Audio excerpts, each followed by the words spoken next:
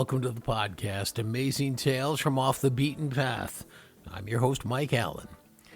Well, you think political polarization is bad now, and let's face it, it is. Back in the late 1800s, it got so bad in Hartford that a Democrat locked a Republican out of his office with a padlock, and the Republican just happened to be the governor. Well, the person who placed the padlock on the door was Democratic Comptroller Nicholas Staub. And here to tell us this unusual story is none other than the current Comptroller of Connecticut, Sean Scanlon. Now, Sean's going to be along in just a moment with this unbelievable political tale. This week's trivia question, it keeps you airborne for about 10 seconds, and in that time you travel as far as a football field. What is it? Stick around after the main program for the answer, then you'll know the topic for next week's show.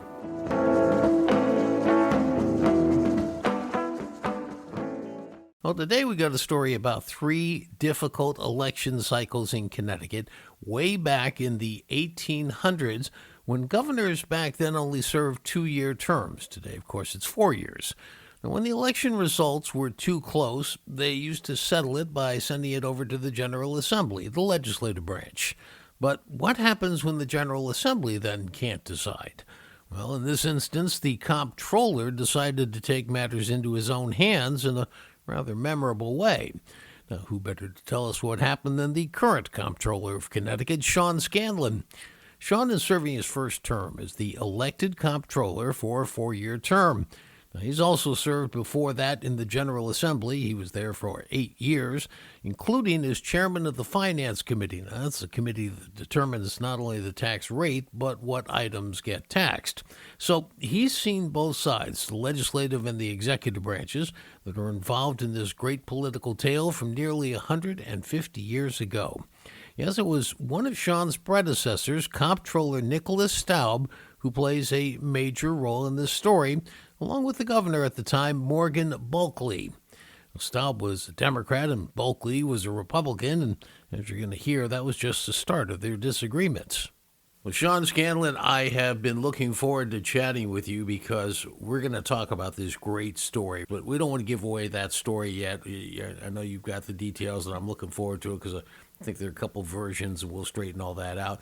But I'm sure that there are a number of my listeners who, when I say comptroller or controller or whatever, know it's having to do with finance. But beyond that, they're probably a little lost. So why don't we start off there? What exactly is it that you do? Well, first of all, Mike, thank you for having me on. I'm a big fan of history and a big fan of the podcast, and so I've been looking for this too. As the comptroller, I tell people that I'm essentially the chief financial officer of the state. So I pay all the state's bills, I keep the state's books, I run all of the state's benefit structures, so, the health care plan for all our state employees and their dependents and the retirees. We oversee the pension administration, though not the financing of it. That's done by the treasurer. So all in all, chief fiscal officer of the state, and also the chief fiscal watchdog, somebody who's always looking out for the taxpayers and looking out for the people of Connecticut. And it's a job that many people who have had this job take very seriously, and I take it seriously too. Is it safe to say that part of your job is if the governor, Ned Lamont, picks up the phone and says, Sean, I want $3 million to do this, do we have it? Do you have to give him that kind of answer? No. So typically what happens is the governor has his own budget division. It's called OPM, the Office of Policy and Management. So typically he would pick up the phone and call that secretary because I'm an independent constitutional officer. So as we're going to hear from this story, I don't work for the governor, and the governor doesn't work with me. I do work really well with this governor, and we have a really good relationship, unlike the guys we're about to talk to. But that call would go to the Secretary of OPM. But then eventually down the line, when it comes time to pay the bill, that's when those guys will call me, and we will do our thing and cut the check and get that out to whatever that they want to do. But I'm typically not the first call that comes in when something like that happens. All right, let's shift gears here and get into this. What you have to say was just an incredible story. We had at the time, a Republican governor, a guy named Morgan Bulkley. And then we had a Democratic comptroller who was a guy named Nicholas Staub. And first of all, let's start off. Tell us what you know about each of those gentlemen just from a personal point of view. Yeah, so they both have these incredibly interesting stories, and I'll start with Staub because I'm a comptroller, so I'm going to give him the presence. So this is a guy who is born in 1841 in France, and he comes over to the U.S. when he's 16 with no money to his name, total immigrant American dream type story. He goes to New Orleans, does some work there for a bit, and then after a bunch of time, at the age of 32, comes up to New Milford somewhat randomly. He had married a woman in the 1860s, and she was from New Milford. So they move up to New Milford. He works for his father-in-law, who was a lawyer in New Milford, and opens up a hardware store that was very successful in New Milford. And like a lot of sort of go-getting and eager people who are successful, at some point somebody probably says to him, hey, you should get involved in politics. And he becomes very involved in Democratic politics, serves in the state Senate, and then in 1888 gets elected to his first term as comptroller. Now, Bulkley had a very, very different story than Staub. He came from two parents who literally descended from Mayflower, ship passengers. His father both founded the Connecticut Republican Party and the Aetna Insurance Company, which still dominates Hartford today. So unlike Staub, who was this classic up from your bootstraps immigrant, this guy, Bulkley, was born with a lot of privilege and a lot of money. He sort of bums around a little bit, works in New York a bit. Actually, I'm a huge baseball fan. He was the first president of the National League of Baseball. His dad dies. He becomes, in 1879, the president of the Aetna, becomes a big deal, big shot in politics. And in 1886, so 2 years before Staub runs, he runs for governor for the first time and loses that election. But he comports himself very well, and they decide in 1888 to nominate him again for governor, and that's really where our collision course begins, where these two gentlemen are technically elected at the same time, but the technical part of how Bulkley got elected is the interesting story that gets us to where we really need to go here. Now, this is a classic story, how he becomes governor. So why don't you set the stage? What was the story? How did this all come about? Yeah, so there was an important piece of the story is that at the time, the governor was only elected to 2-year terms. And there was a very prominent tradition in politics where you would serve as governor for 2 years, and then after your 2 years was up, you would leave the job. So in 1886, like I said, Bulkley runs for governor, but he loses the Republican Party convention to another guy named Lounsbury. That guy, Lounsbury, wins the election, and in 1888 does what every other governor had done and says, thank you, it's been nice, I've had a nice time, but I'm going to vacate the job.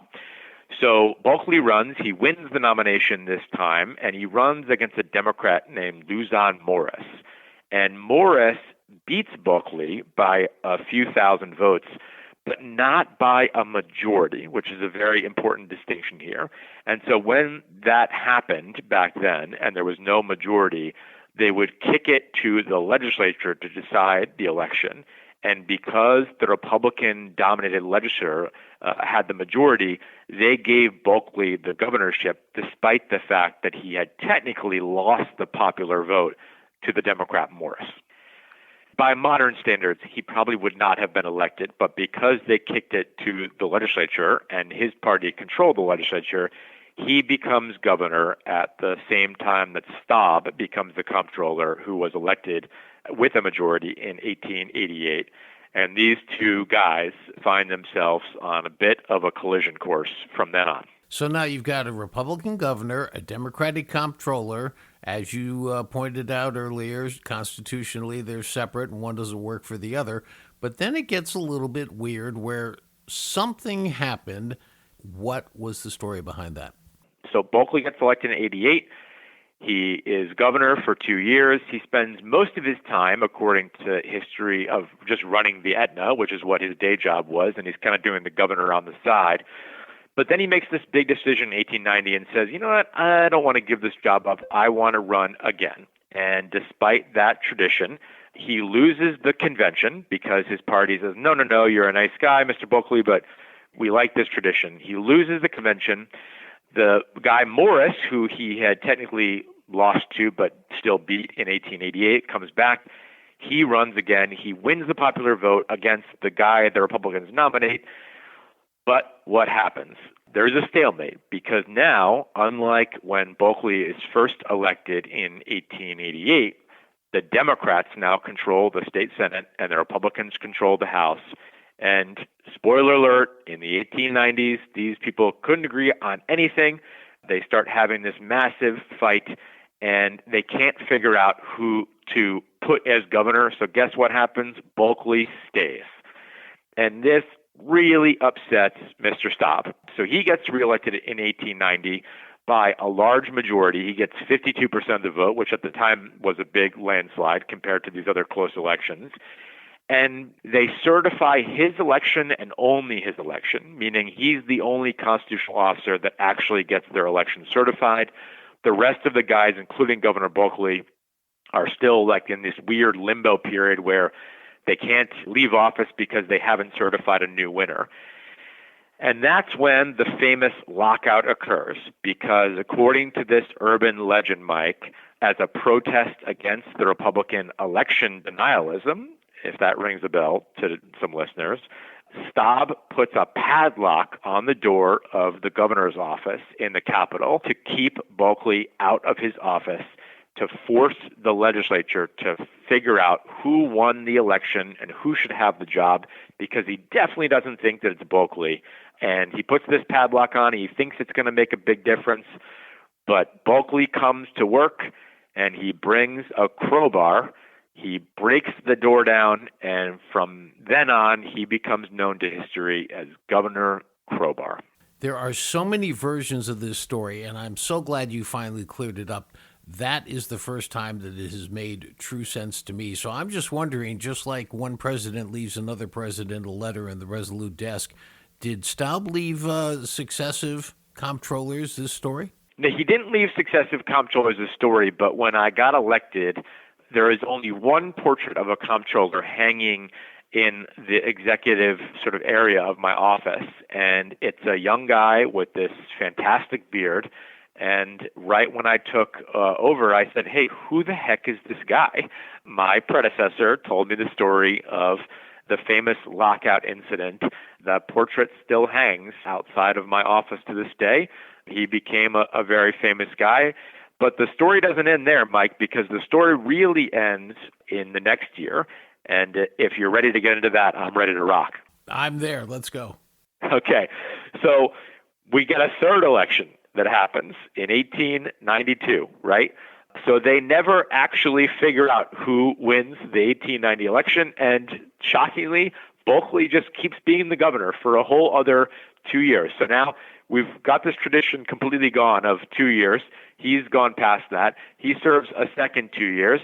Then he basically serves a false term between 1890 and 1892 because they never agree on who the governor is.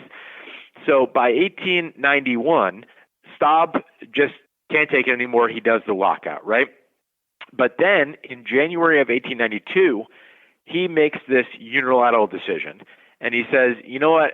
Bulkley and the legislature, they never passed a budget. I am, as the guy overseeing these accounts, I'm unilaterally going to stop sending education money on the grounds that there lacked a state budget to mandate their dispersal. And Bulkley and the legislature says, wait a minute, you can't do that, right? You can't just decide as the comptroller what it is that you think we should or shouldn't do. And the fact that there was no budget shouldn't matter at all. Who cares? It doesn't really matter. So the state takes legal action. They move against Staub. And in this landmark ruling by the state Supreme Court in a case called State versus Staub in 1892, the court rules that the comptroller can't withhold the education grant or frankly anything because of the lack of legislative action on the state budget. The only way the comptroller could withhold the funds would be through an act of the legislature explicitly giving him the authority to do so. And so this precedent from 1892 still stands today. And it is something where, even if I got super frustrated about what the legislature and the governor had decided to do because of this 1892 ruling, I can't just decide what Sean Scanlon thinks is the right thing to do because of my friend Nicholas Staub and the precedent that Supreme Court case now has rendered. So when you come into work every day and you see that picture hanging up, I just got to imagine that things seem a lot calmer maybe today than they did back then, or is it still wild and woolly even today? Yeah, well, I guess that's a funny thing to think about, right? Because while we are living in some really interesting political times and people often feel like we're in this unprecedented moment of division, it is important to remember that history has been full of these moments and, in fact, much more divisive. And we as a country find a way to get through it. Well, less than 10 years ago, as we speak now, we had another impasse in the General Assembly in Hartford. The year was 2017, and the General Assembly couldn't agree on the state budget. Sean Scanlon was front and center during this impasse, and instead of using padlocks, both sides actually sat down and talked to one another, and they decided to develop what are referred to today as fiscal guardrails to help with budget deliberations. Well, the result? 7 consecutive years of budget surpluses in Connecticut, and as of this recording, the state's rainy day fund has a surplus of $4 billion.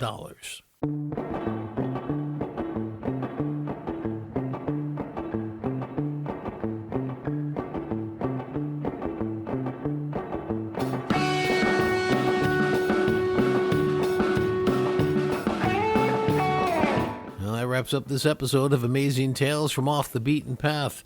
Now, if you happen to wonder what's the difference between a controller and a comptroller, well, both are high-level financial officials, but controllers work in the private sector, corporations, businesses, while comptrollers tend to work in the public sector, including governments. And I want to thank our guest for today's program, the comptroller for the state of Connecticut, Sean Scanlon. The answer to this week's trivia question, the question was, it keeps you airborne for about 10 seconds, and during that time you can travel as far as a football field. What is it? The answer? A ski jump. Next week on Amazing Tales, there used to be 3 ski jumps in Connecticut. Now there's just one. It's in the far northwest corner of the state. The town is Salisbury, which is one of the colder sections of the state. Well, we're going to take you there next week. And that slope, by the way, has seen Olympic jumpers grace its hill. Amazing Tales from Off the Beaten Path is a production of True North Associates, LLC. This is Mike Allen. Be safe, and please stay healthy.